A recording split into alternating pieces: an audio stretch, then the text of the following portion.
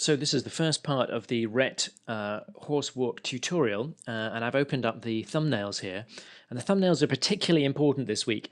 It's very, very important that you follow the thumbnails as closely as possible. So you should make sure that you print these thumbnails out and have them in front of you as you're working. Really, when you're doing this kind of highly technical horse locomotion or any kind of animal locomotion, it's very, very important to get it mechanically right. Because we all know what a realistic horse looks like. People watching your animation will judge it severely in their heads because we've all seen horses moving. The more cartoony your work, the more forgiving it can be. But the closer you get to realistic locomotion, the harder it is to do. And the reason we're using a realistic rig is there is a lot of work out there in visual effects animating realistic animals. And that's so you really do, if you're thinking of working for places like Framestore or Double Negative on big visual effects projects, you want to be able to do realistic animal locomotion. So that's the reason for this. Now you should have this printed out in front of you, and that'll make it a lot easier to do your work if you've got the thumbnails in front of you on your desk. So the first thing I'm going to do is I'm going to go and actually import a set. I always like to have a set. I always think it's more interesting to find a place for our animation. So I've just done a search here at TurboSquid, and there are a certain number of free farm sets. There's some sort of stuff going on here, some fencing. This is actually probably the best one. This is actually in 3D Studio Max, which means that you would have to open it up in 3D Studio Max, then export it as either a .obj or a .fbx file, and then open it up in Maya. But if that sounds complicated, don't forget that through Animation Apprentice, you can get a free student license for both 3D Studio Max and Maya. So it's easy for you to download it. All you have to do is download Max at the Autodesk website, and then you can open this up. And all you do is go to the main menu on the top left-hand corner of the screen and export the farm as either an OBJ or an FBX, and you'll just have to try both. I can't remember. Sometimes one works and the other doesn't, but it should work okay.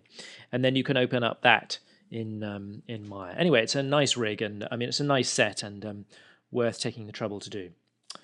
So I'm going to go ahead and import from my own assets folder, and so I've got a stable here, which is similar to the one on TurboSquid. And I'm going to go ahead and go into my outliner just to make sure that it's all, what's going on here? I want to go to make sure that I'm using my proper animation layout. There we go. Perspective view on the left. And there's my stables. And I'm going to have to scale it up a bit because it is far too small. And I'm also going to have to, it looks like we've actually already got it on a layer. That's very convenient. So let's move it all out of the way. Okay. How does my scale look? It looks almost right actually, but a little bit too small. So let's try scaling it to 4. There we go. That looks a little better. Okay, let's move the stables back where they were, and let's put. I'm gonna grab the base control and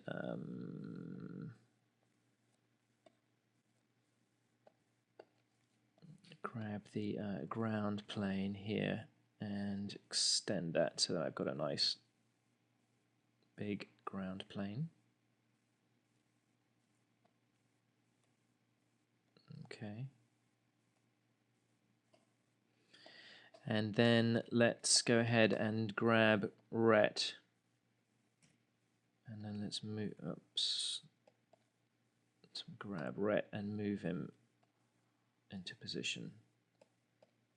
Okay, so I don't know exactly where we're going to put him yet, but we'll put him somewhere in this scene.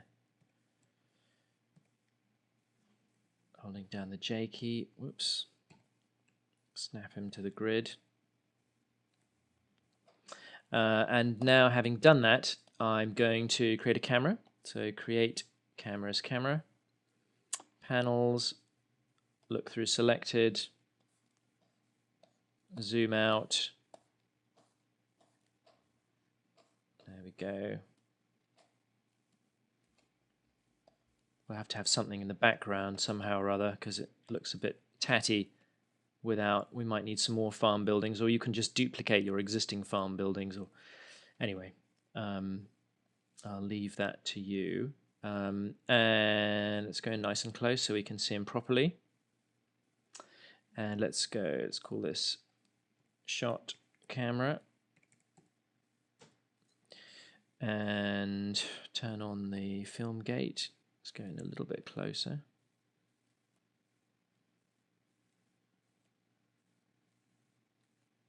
And let's go to lock selected. Okay, and now let's go ahead and create our project window,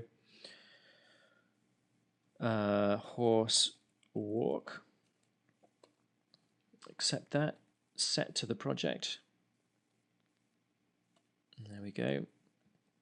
And save our first version, horse walk V001. Unknown nodes, getting an error message. That's probably because I tried to say it as a minor binary instead of a minor ASCII. Let's try that. Horse walk underscore V001. And that's fine. Great.